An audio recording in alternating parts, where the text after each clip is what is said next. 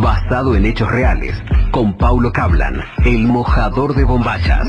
Un claro ejemplo de cómo convertir una sección seria en otra cosa. Paulo Cablan, Paulo Cablan, Pablo Cablan, Muchas gracias. Pablo Cablan, Muchas gracias, gracias por la bienvenida, gracias por este nuevo vestuario para ser policiales. No, la capa que le puso Humberto.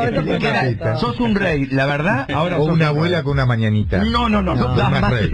Soy más rey. Bueno, hoy les voy a hablar. Ahora lo están disfrazando. Ya se Si perdió me el respeto acá. vieran, si me vieran como hago policiales. Hoy les voy a hablar de fraudes. El fraude está directamente relacionado con la avaricia, con la necesidad o las ganas que tiene mucha gente de hacer rápidamente dinero, plata, sin trabajar o con el mínimo esfuerzo. Escucharte tan serio con esta imagen es muy fuerte para nosotros. No se pueden concentrar ustedes. Ahora le encajaron un gorro también. Está montada. Montada la Cablan. Montada de Frida Kahlo casi. Bueno, les decía que hay mucha gente, todos en el fondo tenemos un poco de avaricia o la ilusión, en definitiva, de conseguir en algún momento de cada una de nuestras vidas, algunos más, otros menos, tenemos la ilusión de conseguir mucha plata que nos aporte lo que nos falta para cumplir algunos sueños. Otros tienen la ilusión de conseguir mucha plata fácil y ganar plata sin trabajar, en definitiva. Esto los delincuentes lo saben, pero lo supieron siempre a lo largo de la historia de la humanidad, y a partir de allí se fueron construyendo engaños, fraudes, que se aprovechan de esa necesidad de mucha gente para robar, en definitiva, para quedarse con plata de los otros. Hay varias historias. En la Argentina, quizás hay una frase que hasta el día de hoy se repite y mucho, y que tiene que ver con un delito. Te vendieron un buzón. Te vendieron un buzón y te engañaron, te creíste algo inexistente, fuiste ingenuo. Pero tiene su historia. De hecho, había incluso recomendaciones a los que llegaban a Buenos Aires por la proliferación de este tipo de delincuentes. La venta del buzón existió básicamente en las décadas del 1930, 1940 y 1950. ¿Por qué?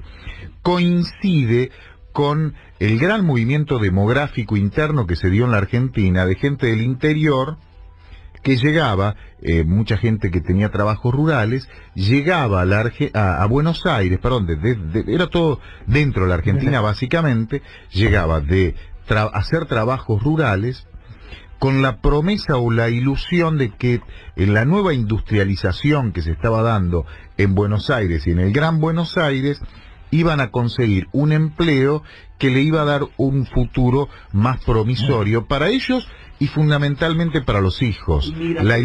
Migración interna. Fundamentalmente, mis hijos van a poder ir a la universidad si yo trabajo en una fábrica en Buenos Aires. Nos vamos para Buenos Aires. Y con este movimiento demográfico proliferaron este tipo de delincuentes, donde se ubicaban especialmente en la zona de Constitución, porque allí llegaba la mayoría de los trenes que venían del interior del país. 1930, 1940, 1950, y hubo delincuentes legendarios que se los recuerda con los apodos, Pucho, Tucho, eran apodos en definitiva, que tenían todo un ardid muy preparado, muy estudiado, que consistía en estar cerca de la estación de trenes de Constitución, parados cerca de un buzón de correo. Cuando se acercaba alguien que tenía aspecto de que estaba haciendo una migración interna, muchos bolsos, muchos paquetes, la ropa más bien gauchesca, entablaba un diálogo. ¿Dónde va, amigo? No, yo estoy buscando para vivir acá en Buenos Aires. Ajá, ¿y usted qué hace? No, yo me dedico a esto. ¿Y qué es esto? Yo soy el dueño de este buzón. ¿Qué? Cuando comenzaba ese diálogo, inmediatamente, porque era entre 2 y 3 lo que hacían la maniobra, aparecía un vecino, formaba parte de la banda, con una carta Y varios, a plata de hoy, ponerle con 500, 600 mil pesos que le daban al supuesto dueño del buzón, y el dueño del buzón agarraba el sobre y lo metía dentro del buzón. Gracias, muy buen día, gracias. Y seguía hablando, no, yo con esto hace unos cuantos años, ya estoy cansado, he hecho mucha plata, compré tantos bienes en Buenos Aires, yo tengo 14 departamentos en Buenos Aires, pero la verdad que ya me canso, además tengo 3 buzones. Mientras, mire usted, le decía el recién llegado a Buenos Aires. En ese momento aparecía otro vecino que formaba parte de la banda, que le entregaba un toco de billetes, él agarraba el sobre y lo introducía. ¿Y la idea de ponerle el buzón para qué era? Para colaborar. Porque era el dueño del buzón, en teoría, era el dueño del buzón.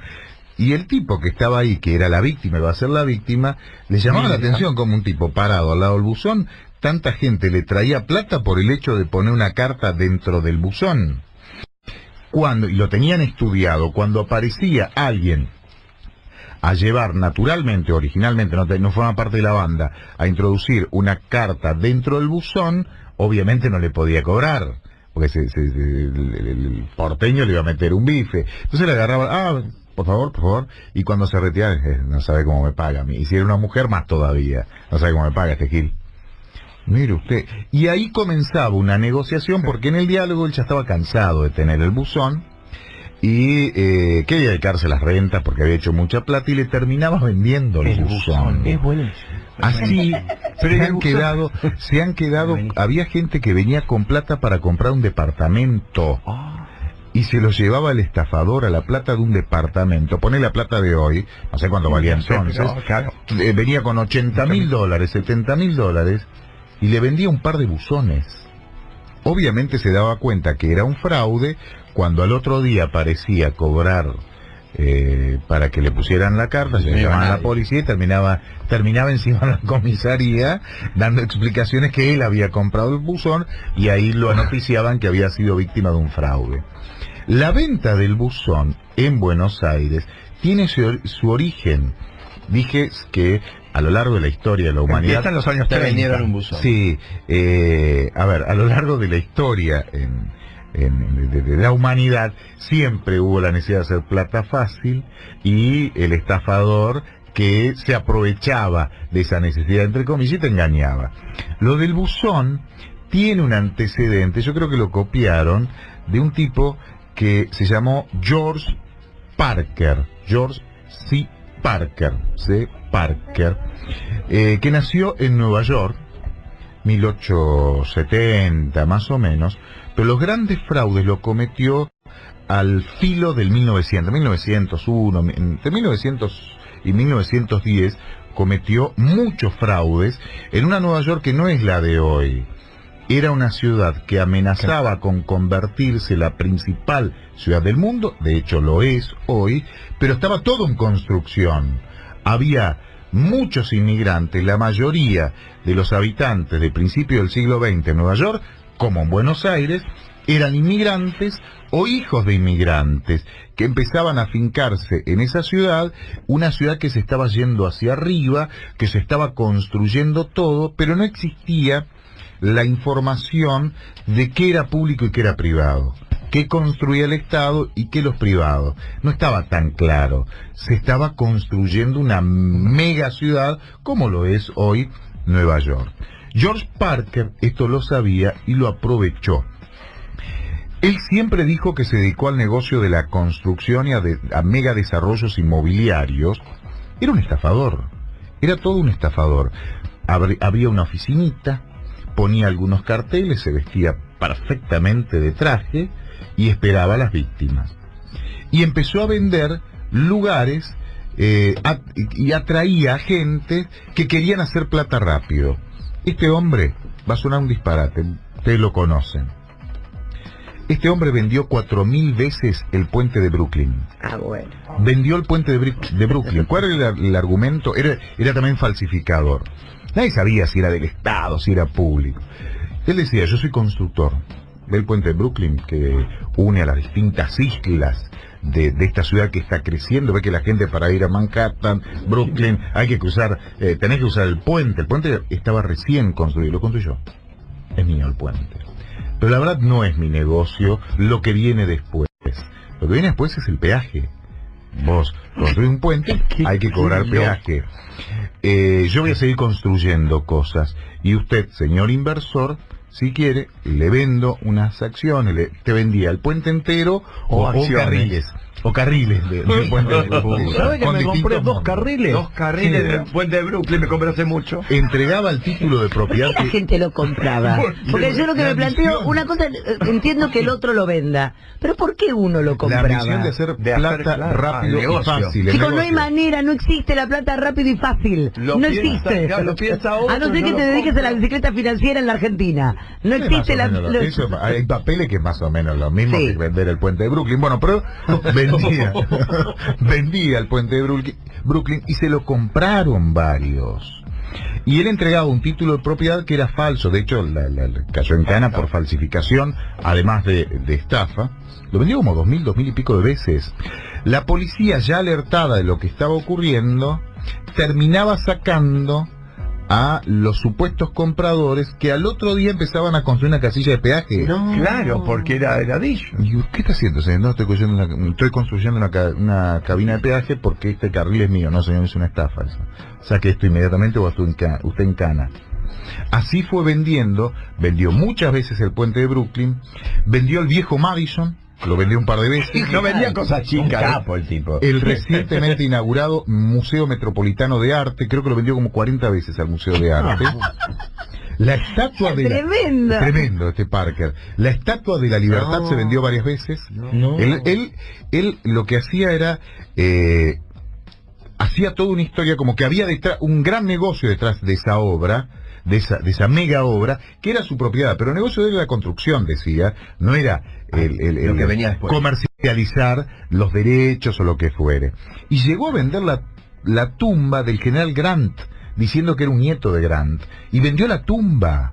Bueno, este tipo después se le cayó el negocio, cayó en cana, lo condenaron a perpetua, y fue el preso más célebre de la cárcel de Sing Sing, que está en el estado de Nueva York, y murió el 17 de octubre de 1928, y quedó en la historia como un personaje muy atractivo que en la cárcel contaba miles de veces. Porque era un contador. Claro, las historias de las veces que vendió, por ejemplo, el puente de Brooklyn. Hermoso, porque aparte me lo imagino, al tipo que le gustaba embaucar, claro, más que estafar, el verso del embaucador, por eso seguía contando la historia en la cárcel, por más que no pudiera seguir vender más nada, porque al embaucador le encanta venderte sueños, cosas que ilusiones, no son vendedores de fácil, humo. Por ejemplo. ¿Cómo? La inflación es fácil. No tiene nada que ver con esto, claro. No, obviamente, pero al vendedor de humo, vende humo, le encanta, digamos, está enamorado de su voz, es un arte, está enamorado de su forma de contar, no le interesa lo que es un artista del cuento, un artista, pero claro, te estafa.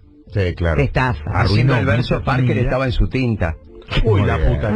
Terminó condenado perpetuo. Perfecto, vamos a ver.